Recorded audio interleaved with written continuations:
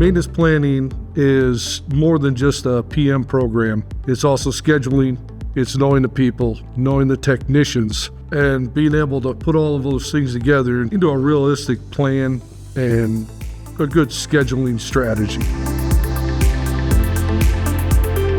A lot of experienced maintenance people, the information that they would give you is the tribal knowledge, the things that normally you wouldn't just know offhand.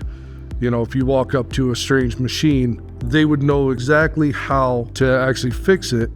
So now I'm trying to put that into each procedure that I build from here, actually improving the procedures. To get somebody excited about the role that I'm in, I would say you have to have passion. You have to love your job, because it does require a lot of time, but in the end, it's worth it to actually take something and make it better. You have to have the heart and soul of a builder. Take somebody and want to make them better than yourself.